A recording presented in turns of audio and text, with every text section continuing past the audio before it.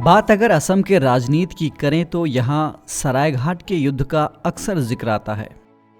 इसी युद्ध से जुड़ा हुआ है वीर लचित बोरफुकन का नाम, जिन्हें मुगलों को धूल जटाने के लिए याद किया जाता है। कौन थे लचित बोरफुकन, क्या थी इनकी कहानी और आज भी ये चर्चा में क्यों है, जानेंगे ज्ञान की डिजिटल दुनिया धिया रेडियो में। मैं केसरी पांडे नमस्कार करता हूं आपको और स्वागत है आप सभी का आज के इस पॉडकास्ट में। असम या आसाम पूर्वोत्तर भारत में एक बेहद ही उपजाऊ, खूबसूरत और महत्वपूर्ण राज्य है। चारों ओर सुरम्य पर्वत श्रेणियों से घिरे इस राज्य का क्षेत्रफल 78,438 वर्ग किलोमीटर है। 26 जनवरी 1960 को इसे राज्य का दर्जा दिया गया। पूर्वोत्तर भारत के इस राज्य पर साल 1225 से लेकर 1826 तक अहोम साम्राज्य का शासन था। अहोम साम्राज्य की स्थापना म्यांमार के शान प्रांत से आए सुकफा नाम के एक राजा ने की थी। इस साम्राज्य का विस्तार पश्चिम में मानस नदी तक और पूरब में पटकई पहाड़ी क्षेत्र तक हुआ करता था। अहोम साम्राज्य की स्थापना भले ही बाहर से आए लोगों ने की थी, लेकिन इसके शासकों ने बेहद ही आत्मीय तरीके से यहाँ के स्थानीय लोगों के साथ अपने आप को जोड़ लिया। इसके शासकों ने असम के बाहुल्य हिंदू जनता के धर्म के मुताबिक ही अपना शासन किया और खुद को हिंदू धर्म से जोड़कर ही पेश किया। दूसरी तरफ मध्यकाल में मुगल साम्राज्य का विस्तार कूच बिहार तक हो गया था और अब वे पूरब की ओर बढ़ना चाहते थे, जिसके लिए मुगलों ने अपनी नज़दीकी कूच साम्राज्य के साथ बढ़ानी शुरू कर दी। जब कभी अहोम और कूच साम्राज्य के बीच कोई संघर्ष होता तो मुगल हमेशा कूच साम्राज्य का साथ देते थे। ध्यान दीजिएगा कि अहोम का सबसे ज्यादा तनाव इसके पड़ोसी राज्य कूच साम्राज्य से ही रहता था। तमाम इतिहासकारों का मानना है कि मुगल दो वजहों से पूरब की ओर बढ़ना चाहते थे। इनमें से पहला है अहोम साम्राज्य के उपजाऊ जमीन पर मुगलों का नियंत्रण और दूसरा उनके साम्राज्य का विस्तार। साल 1615 में कूच बिहार साम्राज्य के राज परिवार में आपसी कलह शुरू हो गया और धीरे धीरे ये कलह सत्ता के लिए संघर्ष के रूप में उभर कर सामने आ गई।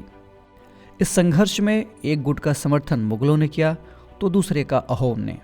इसी क्रम में मुगलों और अहोम के बीच कई लड़ाइयाँ लड़ी गईं।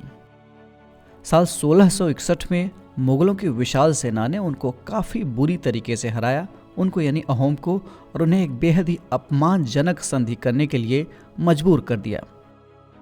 गुवाहाटी का नियंत्रण अहोम के हाथों से निकलकर मुगलों के नियंत्रण में आ गया।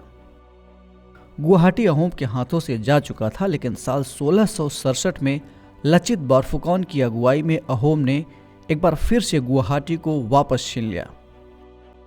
औरंगजेब को जैसे ही गुवाहाटी के बारे में पता चला तो उसने आमेर के राजा राम सिंह की अगुवाई में एक बड़ी सेना अहोम पर आक्रमण करने के लिए भेज दिया और उस वक्त उनके राजा चक्रध्वज सिंह थे और इसके सेनापति थे लचित बोरफुकन।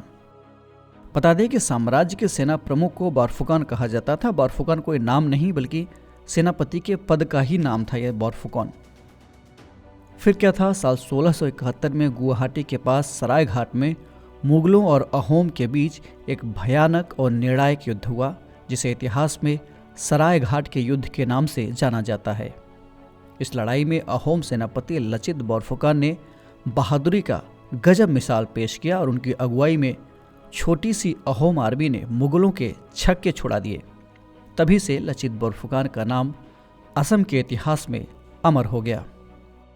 हम इसके राजनीतिक पहलू पर नहीं जाएंगे क्योंकि अलग अलग विद्वान और विचारक इस लड़ाई और लचित को लेकर अपनी अलग अलग व्याख्या पेश करते हैं, लेकिन अभी हाल में जिस वजह से ये चर्चा में है जरा उस पर भी नज़र डाल लेते हैं। दरअसल बीते 23 नवंबर से नई दिल्ली में लचित बोरफुकन की 400वीं जयंती पर 3 दिन का समारोह एक आयोजित किया जा रहा है। कार्यक्रम के पहले दिन असम के मुख्यमंत्री हिमंत बिस्वा शर्मा और वित्त मंत्री निर्मला सीतारमण ने शिरकत की।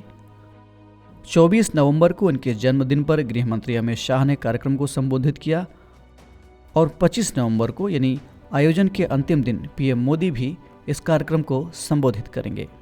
ये जानकारी आपको कैसी लगी कमेंट करके हमें ज़रूर बताइएगा और हाँ, चैनल को सब्सक्राइब और बेल आइकन को प्रेस करना ना भूलें। इस एपिसोड में इतना ही। हम फिर मिलेंगे एक नए कार्यक्रम के साथ। तब तक के लिए पढ़ते रहिए और बढ़ते रहिए। नमस्कार।